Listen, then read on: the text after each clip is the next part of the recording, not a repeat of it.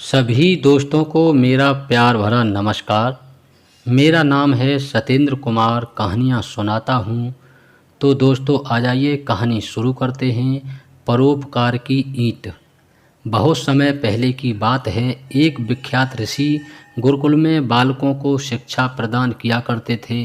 उनके गुरुकुल में बड़े बड़े राजा महाराजाओं के पुत्रों से लेकर साधारण परिवार के लड़के भी पढ़ा करते थे। वर्षों से शिक्षा प्राप्त कर रहे शिष्यों की शिक्षा आज पूर्ण हो रही थी और सभी बड़े बड़े उत्साह के साथ अपने अपने घरों को लौटने की तैयारी कर रहे थे कि तभी रिसीवर की तेज आवाज़ सभी के कानों में पड़ी।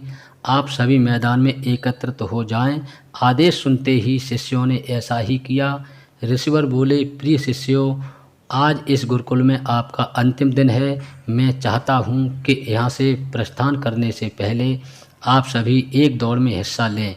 यह एक बाधा दौड़ होगी और इसमें आपको कहीं कूदना तो कहीं पानी में दौड़ना होगा और इसके आखिरी हिस्से में आपको एक अंधेरी सुरंग से भी गुजरना पड़ेगा। तो क्या आप सब तैयार हैं? हाँ, हम तैयार हैं, शिष्य एक स्वर में बोले। दौड़ शुरू हुई, तभी तेजी से भागने लगे। वे तमाम बाधाओं को पार करते हुए अंत में सुरंग के पास पहुँचे।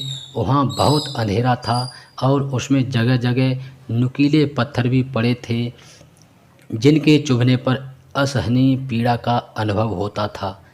सभी असमंजस में पड़ गए। जहाँ अभी तक दौड़ में सभी एक समान बर्ताव कर रहे थे, वहीं अब सभी अलग अलग व्यवहार करने लगे। खैर, सभी ने ऐसे तैसे दौड़ खत्म की और ईश्वर के समक्ष एकत्रित हुए। पुत्रों, मैं देख रहा हूँ कि कुछ लोगों ने दौड़ बहुत जल्दी पूरी कर ली और कुछ ने बहुत अधिक समय लिया। भला ऐसा क्यों? ऋषवर ने प्रश्न किया। यह सुनकर एक शिष्य बोला, गुरुजी, हम सभी लगभग साथ साथ ही दौड़ रहे थे, पर सुरंग में पहुँचते ही स्थिति बदल गई।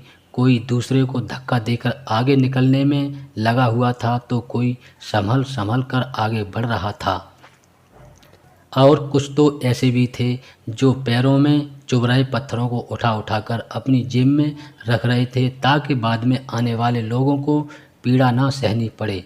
इसलिए सबने अलग अलग समय में दौड़ पूरी की। ठीक है, जिन लोगों ने पत्थर उठाए हैं वे आगे आएं और मुझे वो पत्थर दिखाएं। ऋषवर ने आदेश दिया। आदेश सुनते ही कुछ शिष्य सामने आए और पत्थर निकालने लगे, पर ये क्या, जिन्हें वे पत्थर समझ रहे थे दरअसल वे बहुमूल्य हीरे थे। सभी आश्चर्य में पड़ गए और रिसीवर की तरफ देखने लगे। मैं जानता हूँ आप लोग इन हीरों को देखकर आश्चर्य में पड़ गए हैं। रिसीवर बोले, दरअसल इन्हें मैंने ही उस सुरंग में डाला था और यह दूसरों के विषय में सोचने वाले शिष्यों को मेरा इनाम है। पुत्रों, यह दौड़ जीवन की भागम भाग को दर्शाती है, जहाँ हर कोई कुछ न कुछ पाने के लिए भाग रहा है, पर अंत में वही सबसे समृद्ध होता है जो इस भागम भाग में भी दूसरों के बारे में सोचने और उनका भला करने से नहीं चूकता है।